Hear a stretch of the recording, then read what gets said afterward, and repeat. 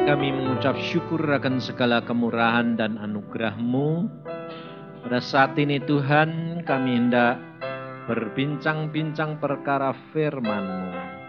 Mari Tuhan Roh Kudus, Engkau sendiri yang akan berbicara, Engkau yang akan menaruh dalam hati dan pikiran kami, supaya kami dapat mengerti apa yang menjadi kehendak-Mu dalam hidup kami. Terima kasih Tuhan. Dalam nama Tuhan Yesus kami mengucap syukur dan percaya. Amin. Mari saudara-saudara kita buka firman Tuhan. Di dalam Lukas pasal yang ke-6, mulai ayat yang ke-46. Lukas pasal 6, mulai ayat yang ke-46. Firman Tuhan berbunyi demikian, "Mengapa kamu berseru kepadaku, Tuhan, Tuhan, padahal kamu tidak melakukan apa yang aku katakan?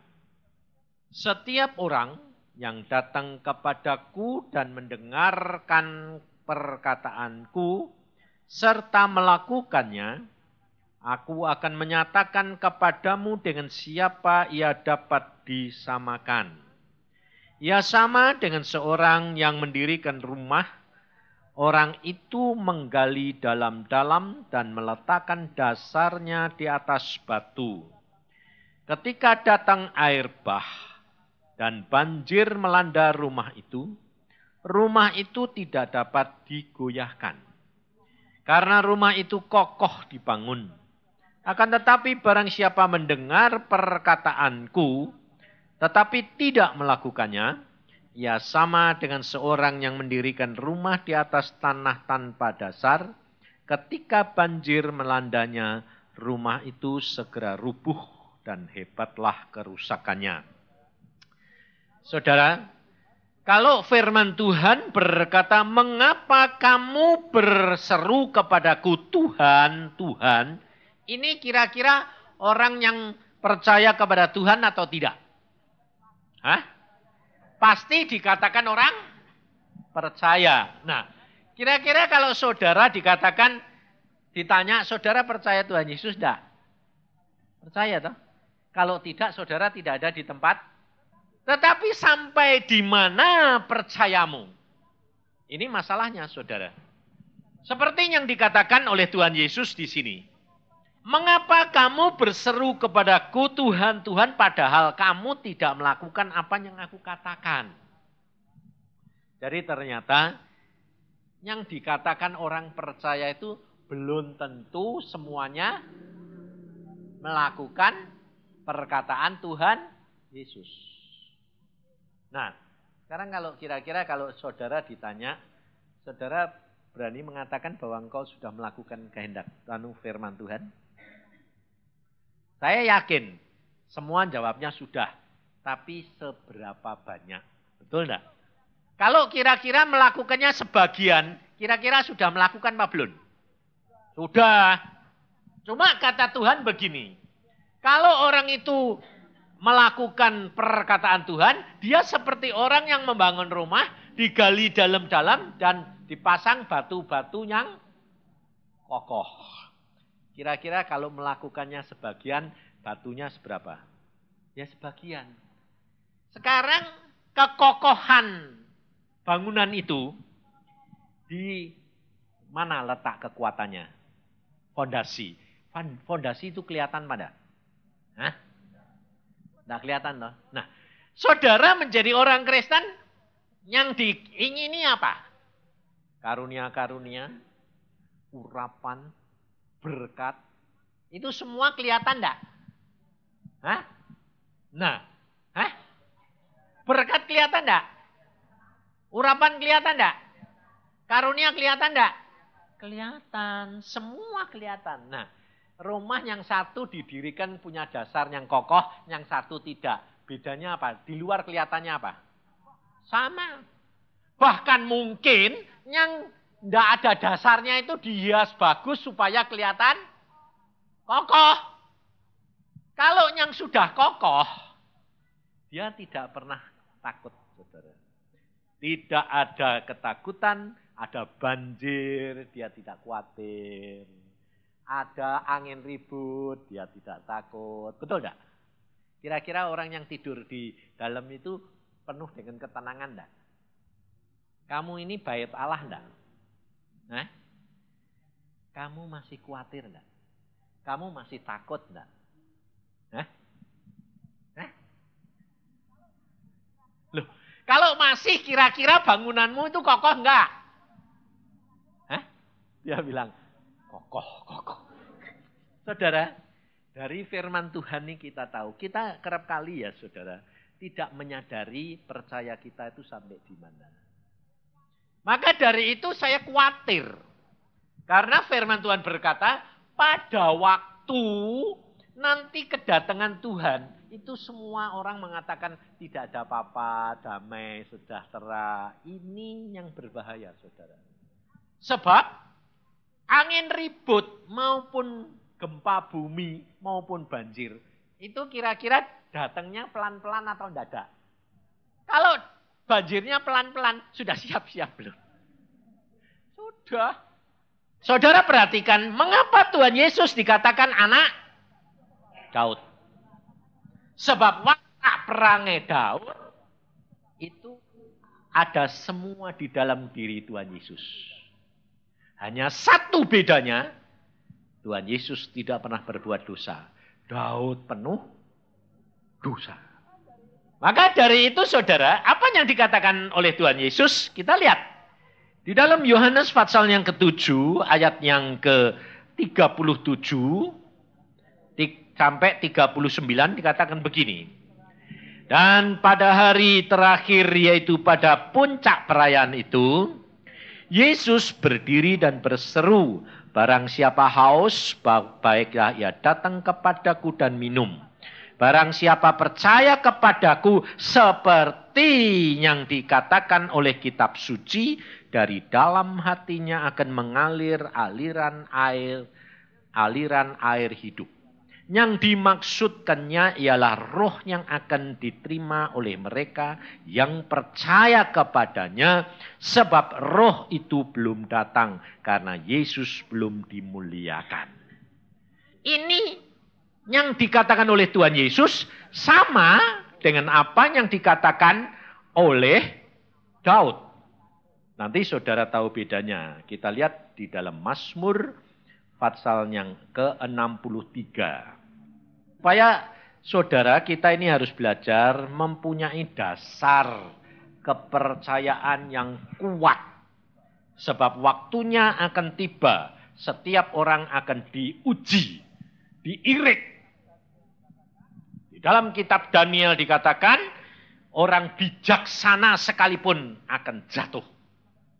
Perhatikan, orang bijaksana sekalipun akan jatuh. Siapa yang tidak akan jatuh? Orang yang mempunyai dasar yang kuat, yang berpegang pada firman Tuhan. Orang bijaksana itu belum tentu berpegang akan firman Tuhan. Di dalam Mazmur 63, ayat yang pertama, Mazmur Daud ketika ia ada di padang gurun Yehuda. Ya Allah, engkaulah Allahku, aku mencari engkau. Lihat, perhatikan. Jiwaku haus kepadamu. Tubuhku rindu kepadamu seperti tanah yang kering dan tandus, tiada berair. Ini perhatikan saudara. Kalau Tuhan Yesus berkata, siapa yang haus datang kepadaku dan minum. Daud mengatakan, jiwaku haus.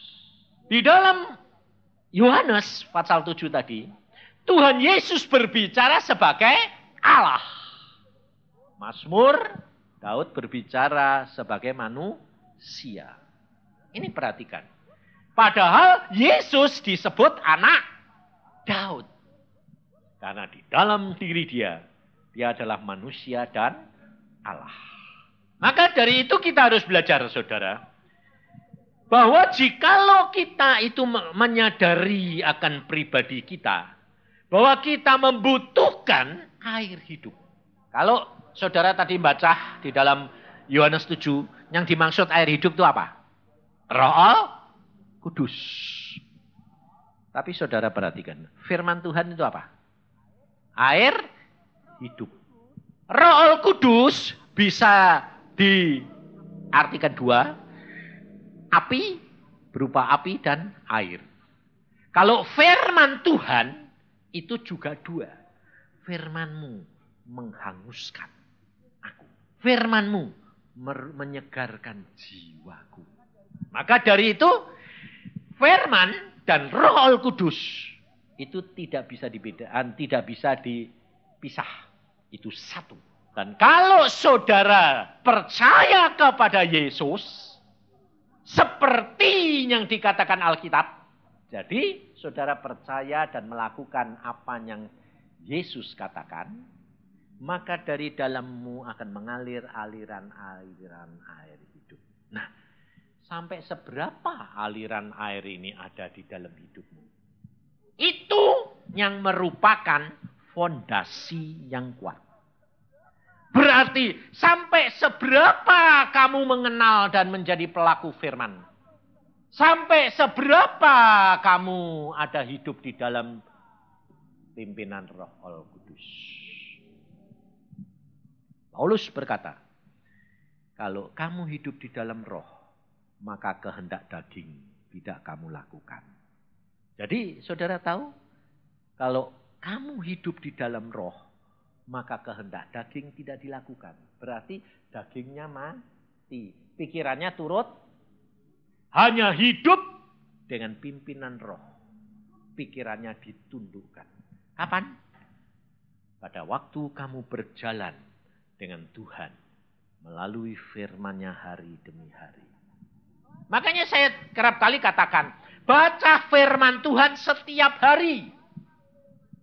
Sebab saya sendiri dulu dipimpin Tuhan. Pada waktu kecil umur 12 Tuhan berkata. Kamu baca firman. Saya bilang gak ngerti. Tidak menjadi masalah, baca saja. Terus setiap hari. Dan setelah itu ulangi lagi. Setelah itu ulangi lagi. Baru saya mengerti setelah saya membaca firman Tuhan semuanya. Dan berkali-kali baru saya nyadari. Luar biasa. Secara tidak sadar Tuhan menanamkan dasar-dasar bangunan ini di dalam yang tidak kelihatan. Sehingga tidak pernah khawatir, goyah apapun yang terjadi. Itu urusannya Tuhan. Saya dididik Tuhan dari kecil, saudara. Jadi pada waktu saya mahasiswa itu umur saya 21. Mengapa? Karena zaman dulu sudah tidak sekolah berapa tahun.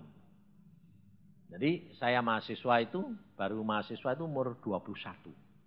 Kalau kita sekolah, di dalam sekolah itu, kira-kira kalau ujian, tidak masuk, lalu tentamen, tidak dapat, tidak isa-isa. Kita kebingungan tidak? Takut tidak? Khawatir tidak? Hah? Iya. Nah tandanya kamu masih belum punya dasar yang kuat. Saya tidak pernah khawatir. Kenapa? Saya santai. Karena saya bilang gini, Tuhan semua kan urusanmu. Aku yang sekolah ya kamu yang suruh. Jadi kamu tanggung jawab dong. Saya santai. Kenapa saya berani katakan bahwa saya santai? Saya tingkat 1 2 tahun tidak bisa tentamen. Tidak bisa ujian. Tingkat 1 tuh 2 tahun belum bisa ujian. Kenapa? Sebab zaman saya kalau mau tentamen itu di lotre. Yang boleh tentamen cuma orang 150. Jumlah mahasiswa 2000. Lah, saya doa, Tuhan saya mau tentamen, sudah belajar nih, mau tentamen.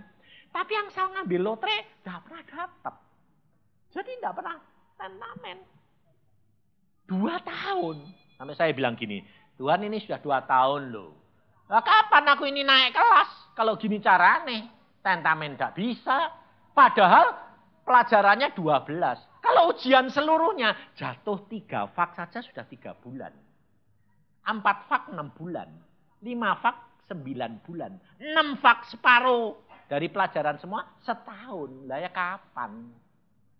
Lalu karena sudah 2 tahun. Makanya di zaman saya dulu tahun 56 itu. Banyak mahasiswa abadi. Sampai kalau lulus, sudah jadi lulus dokter, itu anaknya sudah 2-3. Jadi kalau dilantik, jejer-jejer istri sama anaknya itu biasa. Karena apa saudara? Tidak dibatasi seperti sekarang. Dan tidak ada semester gitu. Pokoknya yang mau ujian ya boleh, enggak ya enggak apa-apa, asal tiap tahun bayar. Jadi pada waktu saya sudah 2 tahun, saya lapor sama Tuhan. Saya bilang gini, Tuhan, ini sudah 2 tahun, males aku sudah. Belajar terus tapi tidak pernah bisa tentamen, saya bilang. Udah males aku. Tuhan tuh ngomong. Ngomongnya enggak, kamu gini, enggak. Kan malah ngomongnya enak. Tuhan tuh ya santai. Punya anak seperti saya ya santai. Wong bapaknya santai ya, anaknya santai. Tuhan ngomongnya gini, mengapa kamu enggak ujian saja? Padahal dari zaman saya berapa tahun tidak ada mahasiswa yang berani ujian semuanya. Belum pernah ada. Tapi Tuhan tanyaannya lucu.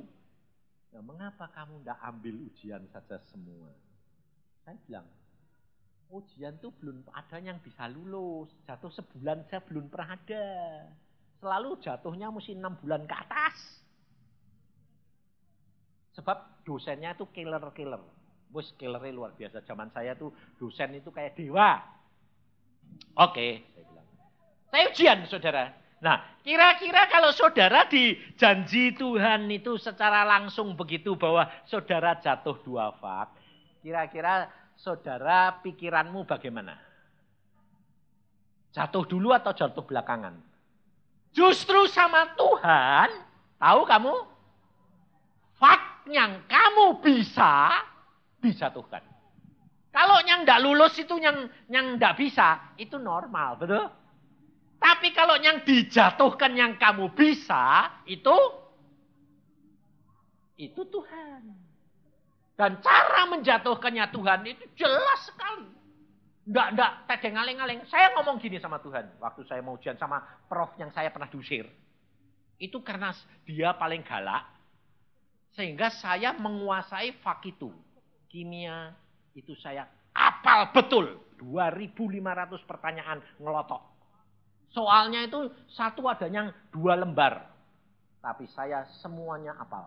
Sampai akhirnya saya nentir mengajari teman-teman saya. Nah, saya ngomong sama Tuhan gini hari pertama. Tuhan, perkara kimia udah sip. Engkau udah ikut-ikut enggak apa-apa. Bayangin saudara, saya itu sama Tuhan nakalnya sampai kayak gitu. Sebab saya benar-benar kenal dia. Kalau enggak berani saudara. Lalu Tuhan ngomong bilang apa? Kamu enggak bakal lulus. Aku bilang, enggak mungkin. Asal engkau jangan ikut-ikut. Lalu saya maju ujian. Wah, demikian ditanya saudara langsung di sini. Itu kan nomor segini. Langsung tahu saya jawabannya. Tapi pada waktu saya ngomong, lidah saya kaku. Nah, kalau enggak Tuhan siapa? Lalu profesornya gini, nah itu orang yang enggak pernah tidur. Kalau sudah mau ujian baru enggak tidur. Bayangin. Padahal saya tidur santai. Lalu dia bilang, ini dikasih potlot, kasih ballpoint, tulis. Dia bilang, pertanyaannya saya tulis, wah cepat saya. Pintar jawabannya. Demikian mau saya jawab, kaku, cek. Gak jalan. Waduh, aku sampai. Akhirnya yang keluar air mata, nangis saudara. Dan saya dapat 0. Saya keluar, 4 pertanyaan, saya keluar, teman saya bilang, bagaimana? Saya bilang, 4 pertanyaan, gampang. Nomor segini, nomor segini, nomor segini, nomor segini. Wah, kamu 10. 0. Loh, kenapa? Lidahku kaku, tanganku kaku.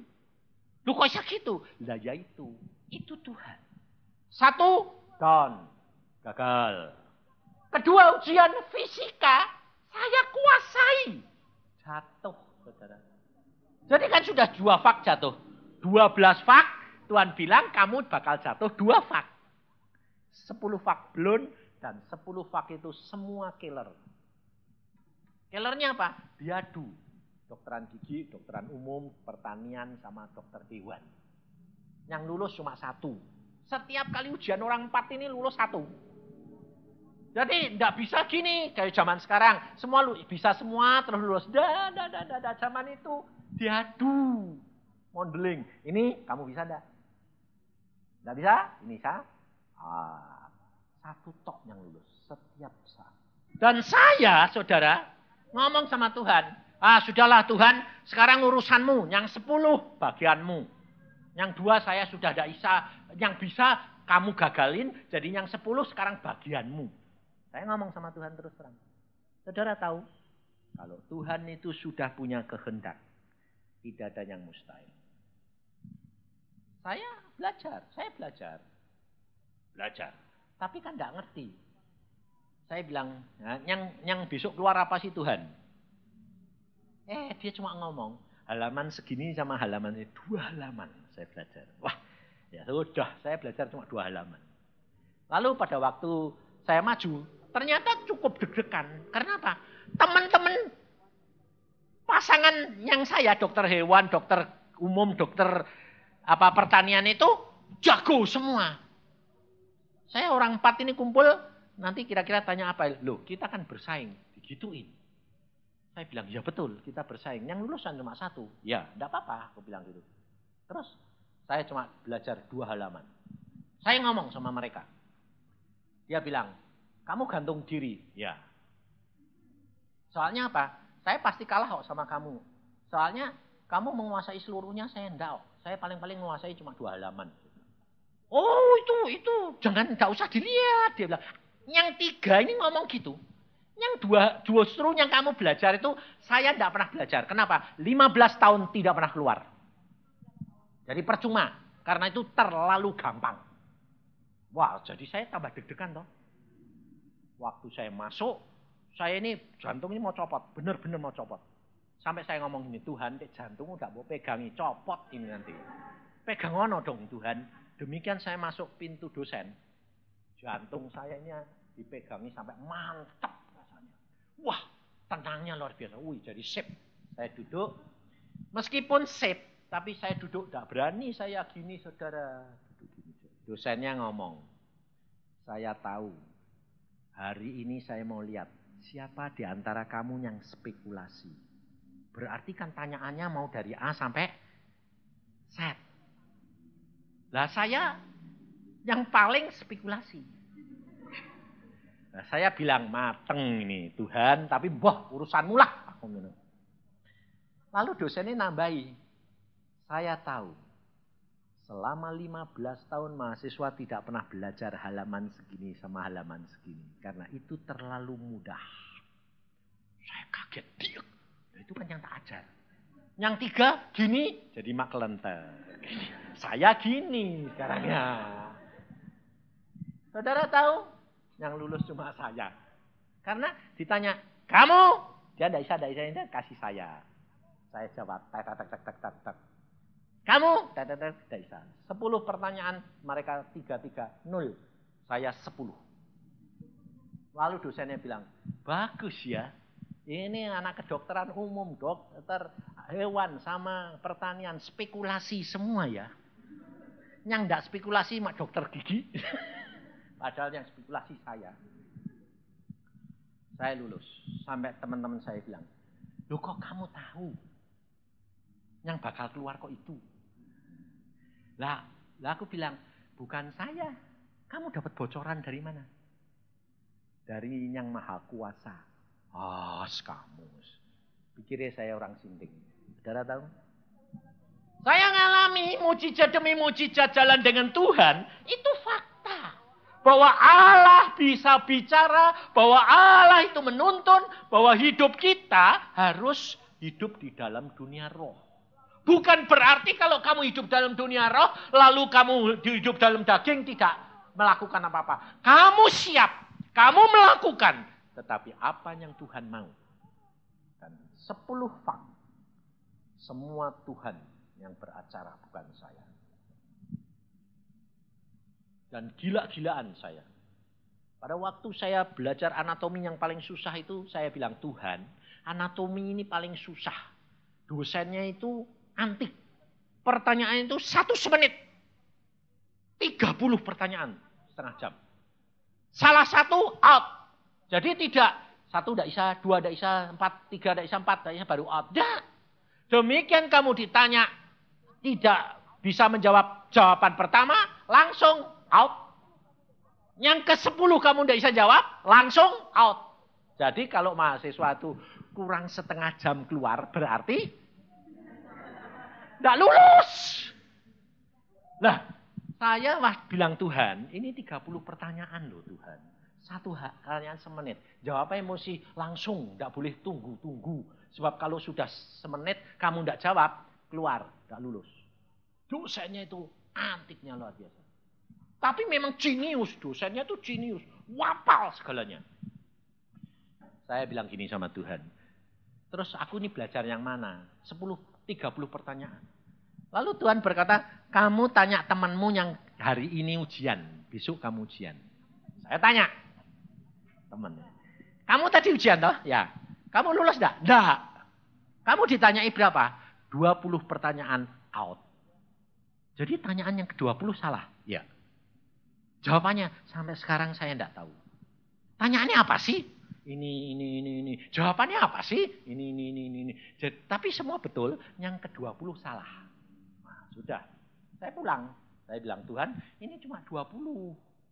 Yang 1 salah. Nah, yang 11 tanyaannya apa? Yang 10 tanyaannya apa? Gak jawab Tuhan. Nah, berarti kan saya cuma bisa 20. Dan 1 salah. Tapi saya ya santai saja. Saya masuk. Dan sudah belajar? Sudah. Baik, 30 pertanyaan. 1, persis tanyaannya teman saya. Waduh, saya kok heran. Kok cocok. Lah tapi kan cuma 19 yang benar. Jadi waktu sampai 19, saya bilang Tuhan yang 1 ini salah. Aku umi-umi ngomong-ngomong pelan gini. Tuhan yang 1 ini salah. Dosennya Sam lihat saya umi-umi gitu dia bengong. Dia enggak tanya. Tuhan yang 1 ini salah, saya bilang. Kalau dia tanya, udah sejawab. Terus tak lihat, loh kok sudah semenit, kok enggak tanya. Loh terusin Tuhan, biar habis jamnya. Supaya dia yang enggak tanya kan saya enggak salah. Kalau dia tanya saya enggak bisa jawab, salah. Tapi kalau dia yang enggak tanya, saya enggak jawab, enggak salah. Saudara tahu? Setelah 5 menit kemudian, dia ngomong, kamu lulus. Bukan karena kamu bisa, tapi karena saya yang tidak bisa tanya. Nah, salah. Sampai dia bilang, pertanyaan saya di sini hilang semua. Jadi kamu tidak salah, karena kamu tidak jawab. Memang saya yang tidak tanya. Jadi saya lulus, saudara. 25 menit saya keluar toh. Teman-teman yang mau ujian besok itu kan dia wah gagal. Temanku yang teman baik yang setelah saya dia juga bilang, "Salahmu di mana?" "Salah apa?" Aku bilang gitu. "Loh, kamu 25 menit toh. Belum 30 kok." "Nah, iya. Lah kok sudah keluar?" Tak keluar ke. Ini loh, lulus enggak? "Loh, kok sudah lulus?" Dia yang enggak tanya. Jadi saya tidak jawab. Lah kamu ditanya berapa? 19. 20 saja ada? Tidak. Kenapa? Yang 20 itu salah. Jadi dia tidak bisa tanya. Hah? Mana ada dosennya? Tidak bisa tanya. Lah ya tidak tahu. Kamu tanya kamu sendiri kalau tidak percaya. Yang penting saya lulus. Saya adalah orang satu-satunya 25 menit keluar lulus. Lalu fakt yang terakhir, saudara tahu? Dengan Tuhan. Semua mahasiswa yang mau ujian harus punya tanda tangan 30. Berarti 30 minggu kuliah. Saya 1 saja tidak punya. Saudara tahu? Dan di situ ditulis, kalau saudara berani maju ketahuan tidak punya tanda tangan 30, diskors 2 tahun. Padahal itu ujian saya yang terakhir. 10 fak, 12 fak tinggal 1 itu toh. Semua sudah lulus, 9. Tinggal 1. Waktu saya datang, ada pengumuman itu, kagetnya setengah mati. Saya tanya, loh kemarin tidak ada pengumuman ini kok. Hari ini kok ada pengumuman. Ya, mulai hari ini dosennya marah kemarin. Karena apa? Ternyata mahasiswanya semua ndak kuliah. Dan semuanya ndak ada yang lulus. Jadi dia bilang, yang ujian harus punya tanda tangan. Mati aku. Aku bilang, aku ndak punya. Orang 7 semua punya. Saya yang nggak punya. Waduh, saya lihat nama saya terakhir lagi. Jadi yang pertama nggak lulus, 2 nggak lulus, 3 nggak lulus, sudah punya tanda tangan nggak lulus, 6 nggak lulus semua. Saya tanya sama yang lain, kenapa nggak lulus? Susah tanyaannya, nggak ada di buku, mateng gue. Lalu saya bilang apa? Nah, tanda tangannya diminta enggak? Diminta, ditanda tangani lagi. Wah, nah saya gawat ini saya bilang. Tapi saya bilang, Tuhan urusanmu. Saya masuk. Selamat siang Prof. Duduk. 6 enggak lulus. Ini profesornya sudah tua. Karena pendiri Gajah Mada, Profesor Sarjito. 6 enggak lulus. Kamu orang ke-7 hari ini ya. Terakhir ya. Ya. Semoga lulus. Saya bilang, ya. Karena dia ngomong gitu, lupa tanya. Jadi tidak tanya tanda tangan. Lalu mulai. Wah saya sangat plong. Ternyata pertanyaannya orang ke-1, 2, 3, sampai 6 itu yang ditanyakan saya. Nah, padahal saya kan sudah tahu jawaban yang di luar tadi tanya. Loh aku bilang, loh yang enggak bisa, kok dikasih saya semua. Jadi 6 orang itu enggak bisa semua. Yang 1 enggak bisa, saya tanya orang 2 bisa. Yang orang kedua tidak bisa, orang ke-1 bisa. Orang ke-3 tidak bisa, orang ke-5 bisa. Jadi yang masuk keluar tuh ngasih jawaban semua. Jadi yang terakhir orang ke-7, oke, tidak bisa apa? Tanya ini, jawabannya apa? Ini, aku bisa malahan itu. Lah kan sudah masuk. Jadi saya masuk ujian, pertanyaan orang ke-7 dikasih saya, diurut dibalik. Nah, yang baru keluar tidak bisa, saya baru dengar jawabannya yang bisa, ya bisa. Tanya. Lalu dia bilang gini, setelah 7 tanyaan dia bilang ini, kamu pinter ya. Nah, yang 7 tidak bisa, kok kamu bisa ya? Ya sudah, lulus. Jadi saya keluar itu, bawa lulus itu dia bilang, kamu tidak ditanya tanda tangan. Wong kamu tidak punya buku nih. Tidak. Loh kok bisa gitu? Mungkin sudah pikun. Dia sudah tua, aku bilang gitu. Kok aneh? Nah terus kamu lulus? Iya. Tanyaannya apa? Ya tanyaanmu kamu semua. Jadi kamu tidak belajar ya lulus ya? Iya wong kamu yang jawab semua. Tetapi yang Tuhan mau sampai seberapa banyak kamu punya fondasi, kamu pengenalanmu akan Tuhan sampai di mana? Bagaimana cara pengenalan? Ini tidak bisa tahu saudara. Bukan karena kamu punya karunia banyak, lalu kenalmu banyak. Tidak, itu bukan jaminan. Saya sampai saat itu umur 23, pada waktu ujian-ujian itu jangan kamu kira bahwa saya punya karunia-karunia. Bahasa lidah aja belum bisa. Tidak punya karunia apa-apa. Tapi saya hanya membaca firman dan mendapat karunia apa? Dengar dia bicara. Kenapa? Karena Tuhan berkata baca. Baca firman itu menggali dalam-dalam akan roh kita. Tanamkan firman itu di dalam hati kita. Pengalaman-pengalaman pelaku-pelaku firman. Tokoh-tokoh iman. Itu menjadi pengalaman. Sehingga tidak pernah takut dan khawatir. Apapun terjadi, itu urusannya Tuhan. Daud bisa mengalahkan Goliat toh. Yang pakai ketopong tembaga, pakai baju tembaga, tertutup semuanya. Yang lubang cuma sininya sama matanya. Kena batu, 1 saja kena. Kan karena Tuhan yang maha kuasa. Jadi kalau saya menghadapi apa-apa itu, saya tidak pernah takut. Kenapa? Kalau saya berdoa, Tuhan ingatkan. Goliat aja kalah sama Daud. Oh iya lumayan lah. Nanti kalau saya Takut lagi Tuhan ingatkan. Yosua perang. Itu cuma muji-muji. Tidak usah perang. Oh iya, ngapain pusing-pusing? Saya bilang, saudara tahu? Itu yang menjadi dasar. Firman, Roh Kudus berdoa. Engkau mau memasukkan. Ini penyangkalan diri, saudara. Sebab apa? Baca firman tidak ngerti-ngerti. Lama-lama bosen tidak? Hah? Bosen. Kalau kamu setia, meskipun bosen kamu setia, berarti kamu nyangkal diri enggak? Iya toh? Berarti kamu menjadi pelaku firman enggak?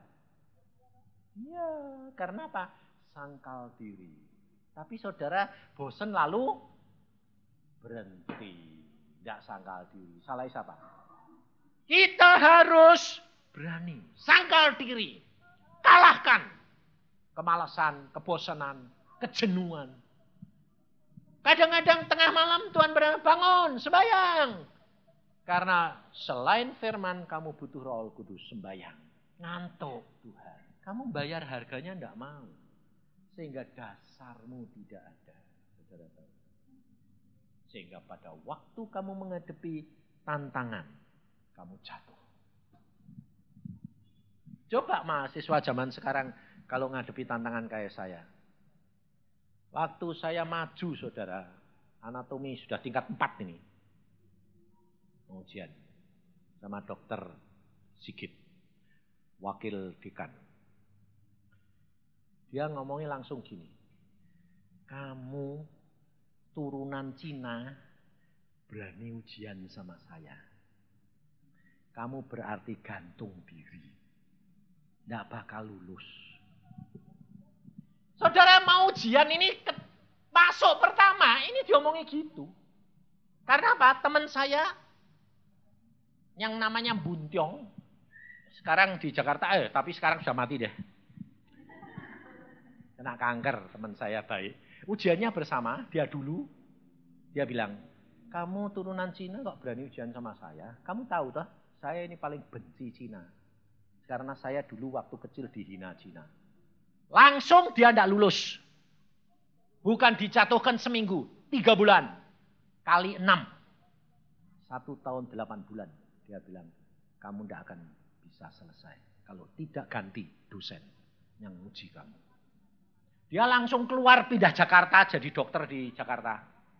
Lah saya, Tuhan bilang, kamu ujian sama dia. Tuhan, temanku ini digantung. Kok aku bukan maju? Habis itu lucu, saudara. Saya maju jeglek diomongin gitu. Saya ini ya cengar-cengir, ya tidak sakit hati. Saya bilang, ya tidak apa-apa toh mas. Aku bilang, santai saja saya. Lalu dia bilang, oke, kalau kamu bisa tidak apa-apa deh. Dia bilang, coba saja kepandaianmu seberapa. Dites 1 tidak ada yang bisa jawab. Lalu dia bilang, ambil buku Inggris. Aku bilang, mas, Inggrisku ini waktu SMA dapat 4. Jadi dari saya Inggris, mas. Saya bilang, ya sudah, Belanda.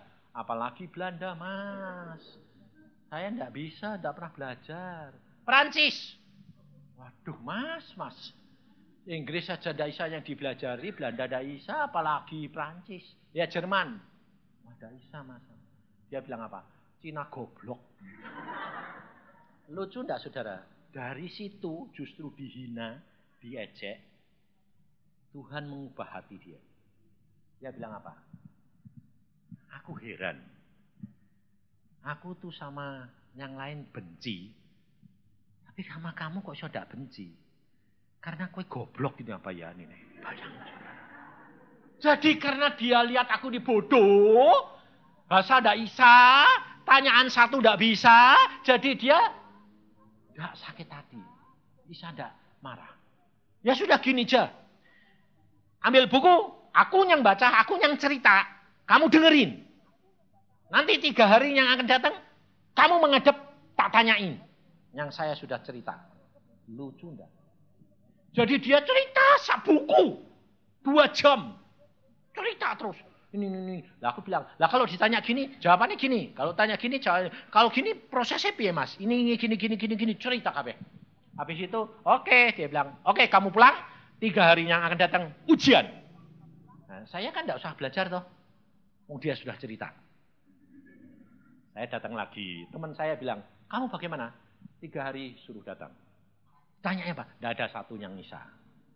Lah terus, dia yang cerita. Sak buku diceritain. Kok aneh? Sama kamu tidak benci. Dulunya benci. Tapi kasihan. Karena saya bodoh. 3 hari yang datang ditanya sama dia. Dia geleng-geleng kepala. Dia bilang gini. Kamu jenius ya. Ternyata tidak bodoh kamu ini. Cuma tidak ngerti. Ya memang udah bisa baca Mas.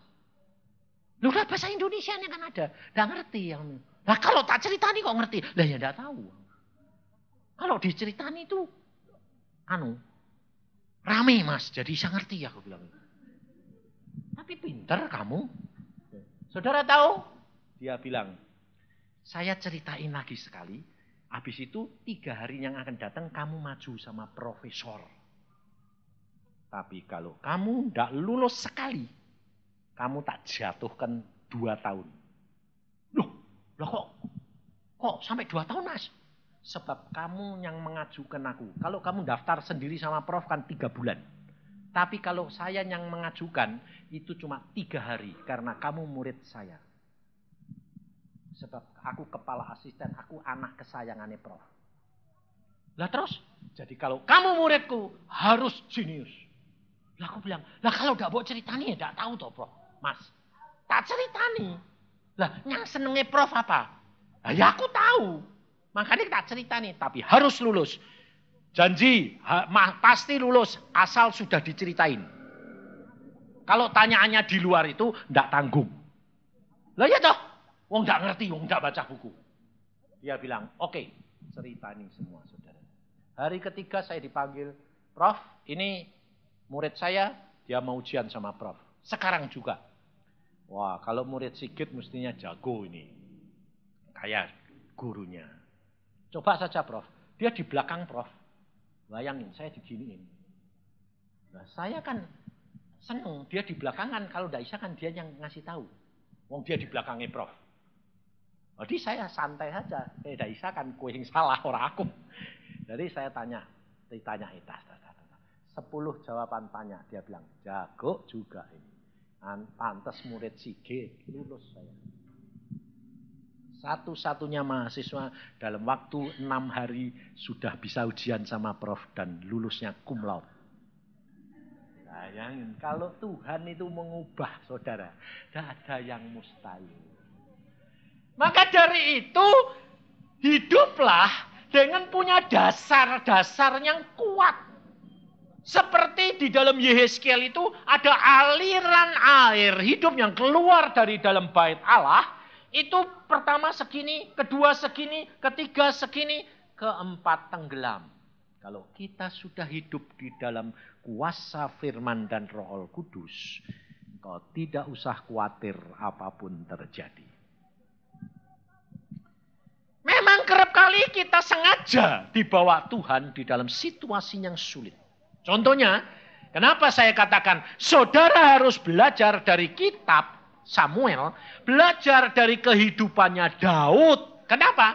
Daud itu orang yang sangat-sangat dikasihi Tuhan. Sehingga anak turunannya semua ukurannya Daud. Salomo diangkat karena Daud. Salomo tidak dihukum Tuhan karena Daud. Rehabiam dipanggil untuk jadi raja karena Daud. Yosia, semua turunannya yang jadi raja, semua karena Daud. Tidak ada yang berkata karena Salomo. Tidak ada.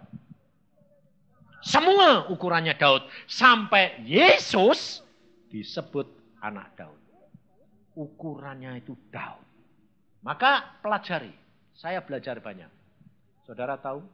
Satu hal yang Tuhan paling suka Daud apa? Pada waktu dia sudah dilantik jadi raja. Dia diberi kesempatan untuk meraih kedudukan raja. Saul yang ngejar-ngejar dia, bikin sengsara dia berapa tahun? 13 tahun. Saudara tahu? Saul mengejar-ngejar Daud 13 tahun. Hidup Daud sengsara jadi setengah perampok. Dan pada waktu Saul diserahkan Tuhan di hadapan dia untuk tinggal membunuh supaya kedudukan raja diambil dia. Daud tidak melakukan perkara itu. Yang Tuhan suka apa di dalam diri Daud? Daud tidak menuntut haknya sampai pada waktu Tuhan yang memberikan, sama dengan Tuhan Yesus. Itu yang menyebabkan Daud Tuhan senang.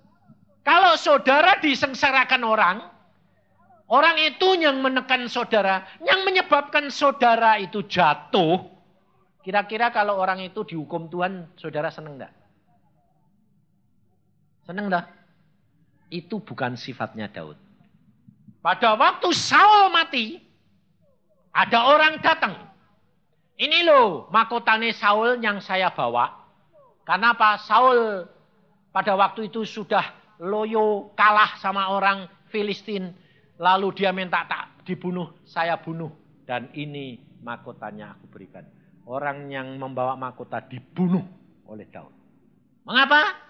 Karena Daud bilang, mengapa kamu berani mendatangkan tanganmu kepada orang yang diurapi oleh Tuhan? Ini Daud. Sebab dia menghargai Tuhan yang melantik Saul. Saul membuat dia sengsara sekalipun tidak masalah. Maka dari itu saudara, belajar seperti Daud. Jangan sakit hati sama orang-orang lain. Kalau orang lain itu membuat kamu sengsara, membuat kamu menderita, jangan sakit hati. Jangan menuntut hakmu. Tapi kembalikan kepada Tuhan sampai Tuhan yang beracara. Ini watak Daud. Saya belajar banyak. Tuhan berkata, kamu harus belajar watak Daud. Gali terus. Maka engkau akan melihat kemuliaan Tuhan. Karena itu merupakan dasar bangunan yang kuat. Firman Tuhan. Sekarang ada seorang hamba Tuhan. Namanya Robert Liardon. Dari kecil. Dia harus berdoa dipimpin neneknya sama baca Alkitab. Umur 15 dia sudah jadi dosen sekolah Alkitab. Umur 15 sudah jadi guru besar sekolah Alkitab. Ya pada waktu umur 8 tahun diajak Tuhan ke surga. Tapi dia ngomong, aku ke surga ketemu Tuhan Yesus. Tapi kok aku tidak anak kecil umur 8 tahun. Aku kok sama dengan Tuhan Yesus umur 30. Waktu itu saya doa, saya tanyakan, Tuhan, dia umur 8 tahun dibawa ke surga kok jadi 30. Tuhan bilang apa? Ukurannya bukan umur manusia. Ukurannya adalah kedewasaan di dalam roh. Jadi dia waktu umur 8 tahun, ternyata dia sudah dewasa rohaninya. Oh, sampai dia itu pada waktu dia ngomong itu, dia ngomong gini, saya main-main sama Tuhan di kolam. Tuhan itu humor, seneng. Saya siram-siraman air sama Tuhan. Tuhan kalau ketawa, itu tidak seperti kamu. Kenapa? Kalau Tuhan ketawa itu, surga dengar semua. Kalau Tuhan ketawa itu katanya gini, kalau Tuhan ketawa itu ternyata Tuhan tuh ketawanya enggak. Wah, sampai saya bilang, loh di dunia dulu Tuhan enggak pernah ketawa. Sebab kalau Tuhan di dunia ketawa, dunianya rontok. Di surga Tuhan ketawanya, wah. Jadi ketawanya itu benar-benar ketawa saudara. Enggak kayak model kamu ketawanya ditahan-tahan. Dan dia juga ditunjuki Tuhan apa? Lihat itu. Ada satu gudang. Gudang apa? Onderdil manusia. Ada mata, ada kaki, ada telinga, ada apa yang semua ada. Tapi nyatanya Robert Liardon sendiri tidak punya karunia menyembuhkan. Tapi dia tidak merasa tidak punya. Itu anugerah Tuhan. Dia dipakai Tuhan untuk mengajar. Yang ngajar. Ngerti? Buat fondasi hidupmu ini kokoh. Dengan banyak baca. Saya sudah baca Alkitab ini 100 kali lebih loh. Sekarang. Sebab setiap 6 bulan habis Alkitab. 6 bulan habis, 6 bulan habis. Tapi Tuhan bilang baca terus, gali terus. Makanya saya pernah dikasih penglihatan sama Tuhan. Pohon ini, saya seperti pohon. Akarnya Tuhan lihat, Tuhan bilang gini, lihat akar pohon ini. Akarnya dalam sekali sampai ke sumber air hidup. Di dalam tanah itu ada air hidup. Dan akarnya itu nempel ke sumber air hidup. Saya sudah pernah dikasih lihat Tuhan mengenai diri saya. Apapun yang menimpa pohon ini, Tuhan bilang, tidak akan mati. Karena akarnya sampai ke dalam sumber air hidup.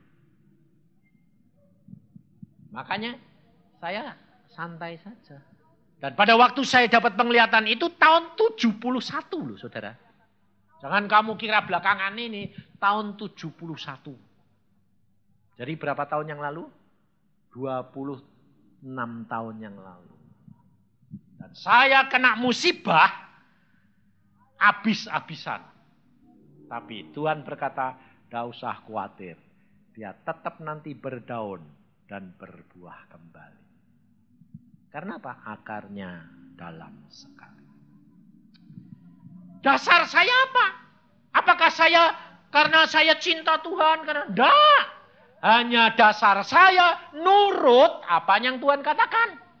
Baca Alkitab, saya baca. Setiap hari 4 pasal, 4 pasal. Tidak pernah kurang, bahkan lebih. Kalau tengah malam didoain, doa, bangun. Udah nurut aja. Biarpun kadang-kadang sampai ngantuk-ngantuk. Tapi Tuhan bilang, bangun. Ya. Meskipun sembahyang sebentar terus ketiduran. Bangun lagi, tidur lagi, bangun lagi. Tuhan bilang, tidak apa-apa, tidur di hadiratku. Nah, makanya saya punya istilah, tidur di hadirat Allah. Karena Tuhan itu melihat hati. Motivasi hati yang mau nurut. Bukan usahamu, bukan pikiranmu. Bukan karena kamu kepingin karunia, kepingin urapan, pengen gini. Bukan itu, bukan itu. Itu hanya hiasan. Ada seorang hamba Tuhan, saya akan tutup. Dia dipakai Tuhan luar biasa. Tapi di saat yang lain, dia jatuh. Kenapa? Dasarnya belum kuat. Kalau engkau dipakai, itu hanya anugerah. Sekarang saya tanya. Kalau pada waktu Beliam dikasih tahu, Nabi Median itu dikasih tahu Tuhan tidak nurut, tidak ngerti. Ada malaikat Tuhan tidak ngerti. Keledainya dibuka matanya, dibuka mulutnya. Keledai berbicara manusia, bahasa manusia. Kira-kira keledai itu hebat tidak? Hah? Kalau ada di sini ada kambing bisa ngomong sama kamu. Kira-kira kambingnya hebat tidak? Seluruh dunia akan lihat tidak? Yang hebat kambingnya atau Tuhannya? Tuhannya yang hebat. Karena habis itu tidak bisa ngomong lagi. Nah kalau Tuhan mau pakai kamu bisa tidak? Bisa. Tapi bukan kamu. Tapi karena Tuhan yang mau. Tapi bagian kamu Tuhan mau nurut. Lakukan firman Tuhan. Baca. Karena Tuhan berkata. Kalau kamu percaya kepadaku seperti yang tertulis di dalam Alkitab. Dari dalam hatimu akan mengalir aliran-aliran air hidup. Aliran air hidup ini tambah lama kalau kamu nurut terus. Tambah gede sehingga kamu tenggelam di dalam dia. Kamu hidup di dalam dunia roh dan firman. Segala perkara janji Tuhan pasti digenapi. Kerendahan hati dan takut akan Tuhan. Ganjarannya apa? Kekayaan, hormat, dan hidup. Kehidupan. Itu fakta. Saya nurut Tuhan ya luar biasa saudara. 3,5 tahun yang lalu Tuhan berkata, kamu duduk diam di rumah, tidak usah nginjil. Duduk sembayang, baca Alkitab, sembayang, baca Alkitab, sembayang, baca Alkitab. Ya, dipelihara. Sampai sekarang dipelihara. Nurut, yang penting nurut. Suruh nginjil, nginjil. Suruh berhenti, berhenti. Suruh diem, diem. Enak. Mana ada orang seperti saya. Duduk diem, dijamin Tuhan. Ayo, loh, jaminan saya itu tidak sedikit loh. Banyak, direktur aja kalah sama saya. Setiap bulan 10 juta. Tuhan bilang, lah aku bilang, Tuhan kok banyak? Loh, yang penting tuh nurut. Ya, nurut tak berkati, tambah lama tambah banyak. Makanya pada waktu saya mau ganti mobil, Tuhan nakal saya. Saya tanya, Tuhan ganti mobil ya? Ya. Nggak tanya, mobil apa? Mikir dewek. Malah disediani semuanya. Tapi saya akhirnya ketakutan. Disediani uang 300 juta. Akhirnya saya ketakutan. Nggak Tuhan. Nggak. Menurut engkau bagaimana? Jangan pakai yang galen saja. Saya beli galen. Saya beli cuma berapa? 63 juta. Nah ini uangnya buat apa? Salurin. Tuhan bilang. Ya sudah, habis lagi. Jangan kira, waduh sedia nih 300 juta, beli cuma 60. Masih punya 200. Wah kok kaya ya Pak? Enggak. Ya mesti dibalik-balikin. Salurin lagi. Habis lagi. Sebab Tuhan berkata apa? Secukupnya. Jadi saya setiap bulan dikasih, ya cukup. Lebih sedikit. Lah, kok pakai banyak sih Pak? Kalau saya pakai banyak, dikasih banyak. Kalau pakai sedikit, dikasih sedikit. Cukup. Nggak pernah kurang, saya bilang. Istri saya bilang, kamu nggak kurang? Nggak. Waktu habis lagi, ya bilang, kok sudah habis? Ya sudah, nggak apa-apa. Nanti kan dikirim sama Tuhan. Dia dikirim, datang lagi. Pakai lagi, habis lagi. Ya sudah. Nggak apa-apa. Enak mana toh? Punya simpanan di sini sama di surga enak mana? Wah, kalau bilang di surga. Masalahnya bagaimana supaya kamu punya simpanan di surga? Supaya setiap saat bisa ngambil. Itu masalahnya. Kamu kepengen seperti saya karena setiap saat turun. Ya dah? Kamu berdoa-doa turun-turun dah? Ya, karena kosong simpenannya di sana. Lah kamu buka cek, piye wong kosong, ceknya kosong. Nah turun-turun. Karena dasarnya ini belum ada saudara. Jadi jangan salah ngerti. Bukan kalau saya gini terus, enggak. Bukan karena kamu kurang terus Tuhan enggak. Karena kamu tidak mau melakukan apa yang Tuhan katakan. Itu dasarnya. Maka dari itu sadari sampai di mana percayamu. Sampai di mana dasar bangunanmu sudah ada. Jangan nyalain Tuhan. Semuanya Tuhan sudah sediakan. Kalau Tuhan janji, dia pasti akan genapi. Meskipun 13 tahun, meskipun berapa, itu bukan urusan kamu. Belajar seperti Daud, menantikan sampai waktunya Tuhan. Amin.